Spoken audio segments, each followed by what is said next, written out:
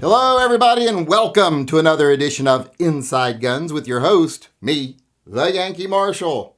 You know, yesterday I made a statement in my video about how the media shot themselves in the foot over their coverage of the Indiana mall shooting and how this was a perfect example of how good guys with guns can easily prevail in situations where they're confronted by a mass murderer, a mass shooter, that they like to call them in the media. Well, a lot of people jumped all over me because they're, the anti-gunners can't stand it when facts counter their narrative or their bias. So they had to go on the offensive. And the media especially has had to go on the offensive because they actually made the mistake of running with the story because they heard, first thing they heard was there's blood in the water. There's been people shot and killed at a mall. We got to get there. We got to cover it. It's national news. And then after they started covering it, they find out, a good guy with a gun stopped it. Ooh, well, we don't like these kind of stories. Well, because they had already started covering the event, if they didn't cover the fact that a good guy with a gun stopped the bad guy, they would have immediately exposed their bias. So they had to cover it. But now they're actively trying to tear down the fact that this guy was successful and how, this is a fluke. There's no way this could happen more often. And they're using some really bad statistics. And I want to read those here and point out to the people that have been trying to use this statistic to counter my argument how stupid this statistic is and how ridiculously stupid you'd have to be to actually believe it or think it means what you think it means. Now, I'm going to read a little statement here from CNN that is like the root cause here, the root of this statement, where it comes from. A lot of people are basing their whole anti-gun argument on this statement or this information. You know what I mean. So let me just read it here because I want to do it justice. So I got to kind of hold it at a distance so that I can see it.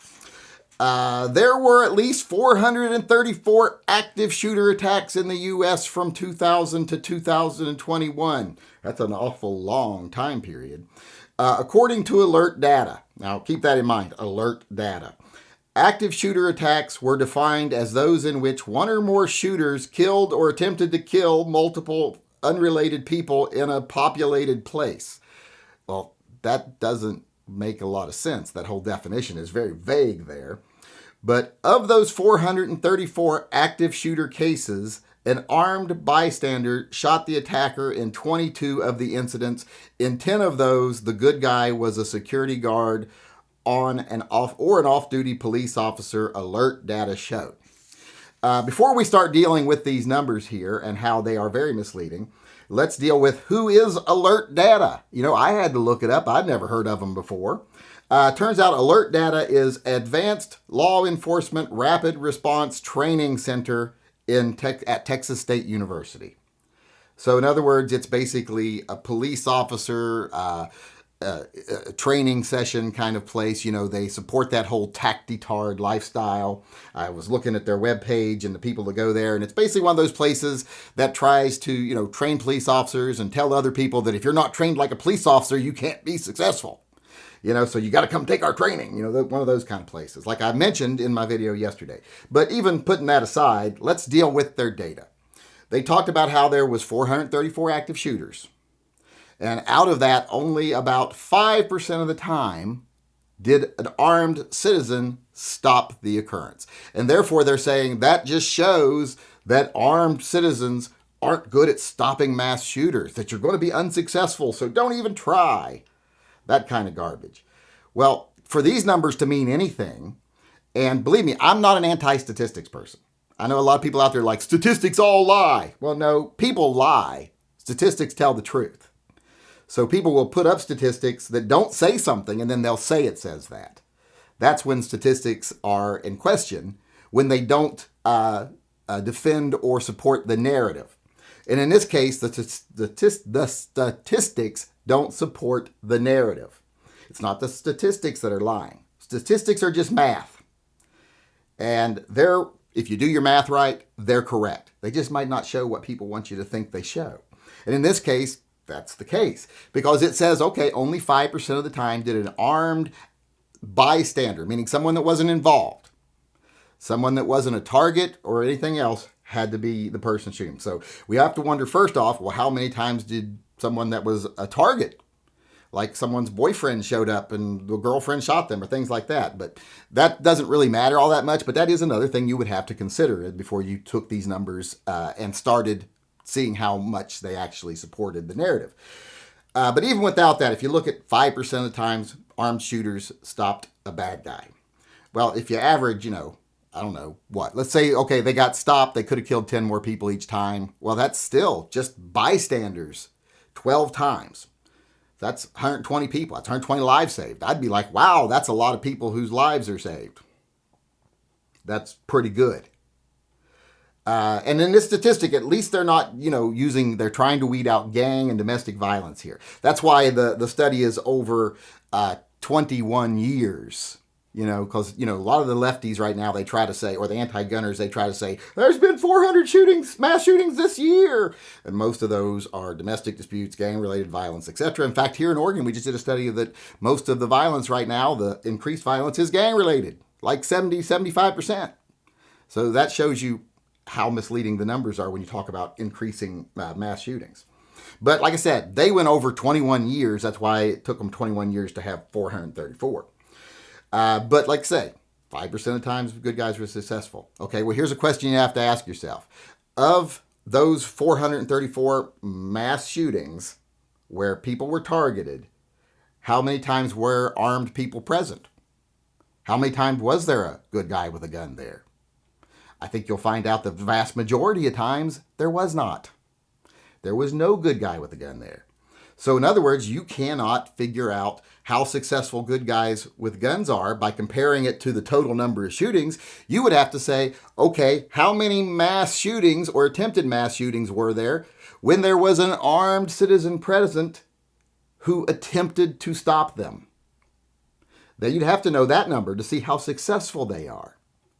Because you can't say, well, we have to look at the whole number and see, okay, armed shooters are only 5% effective. Well, they're not there. They don't exist. That's like saying, when you talk about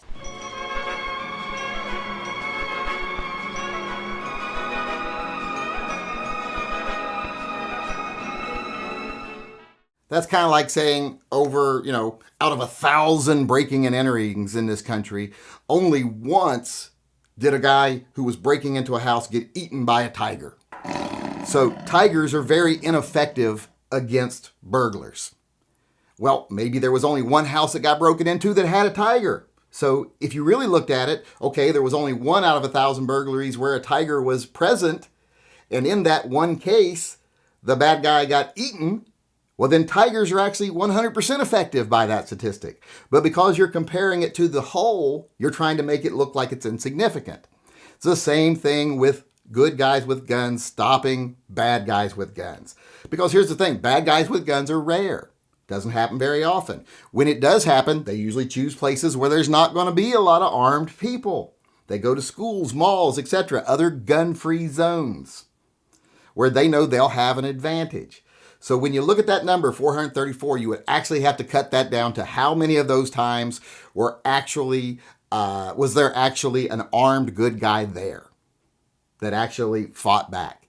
And if only out, let's say 8 times or 10 times even out of those 434, was there actually a person on scene that was armed, that wasn't involved in this, who fought back and stopped the shooter? If they were, successful 5 times out of those 10, well, they're 50% successful. If they were 8 times out of 10, well, then they're 80% successful. The total number of actual shootings doesn't matter when you're figuring out how often are good guys with guns successful. They have to be there first. When you look at cops, when cops responded to these things, they shot like 98 times. They shot mass shooters 98 times. And here's the thing. When cops come on the scene, yes, they're more successful overall in the number of mass shooters, but what percentage of mass shooting events actually have cops on the scene? And how many of those cops are armed? They're always there. They're always armed if they show up. So of course they're going to have a much higher success rate of shooting the bad guy because they're actually there. It doesn't in any way speak to how capable or effective good guys with guns are unless you know how often they were there. And I have said many times, mass shootings are very rare. Violent incidents from bad guys with guns are very rare. They choose places where there aren't good guys with guns. So the fact that there's a good guy with a gun on scene is very rare, exceptionally rare. And also, of the times that there are good guys on the scene with a gun, the times that they engage the bad guy, that's probably even more rare, because most people are like, I'm getting out of here. I'm getting my family to safety. I'm getting me to safety. I have no obligation to intervene here. Those other people had every right to be as armed and as prepared as me, and they chose not to. So I'm getting out of here. So you have to take that into account too. There are a lot of numbers that are missing here from a biased organization trying to put forward a situation that supports their industry, training people, and supports police, how police are the most effective thing about this. So even if you throw their bias aside, their math is bad, because they did not tell us out of that 434 shootings, how many times was a good guy present, and how many times that he was present did he get involved, and how many times did he get involved where he was successful. All right, everyone, that's it for me today. I hope you enjoyed the show. I do appreciate you coming. I hope you come back again tomorrow. Until then, I want to remind everyone to come to the live chat tonight.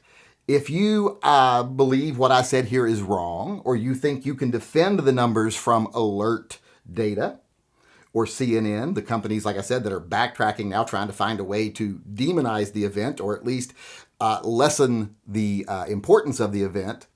If you think you can take their side and you think you know more than me, come on in. I like being proven wrong, so come to the live chat tonight. Come on in the live chat and tell me what you think.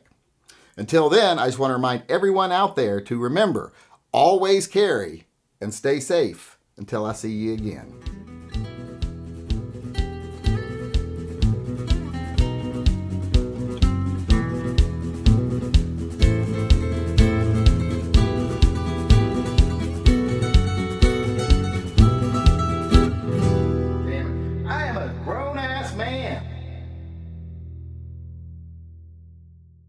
Narrative. They jumped in, started things,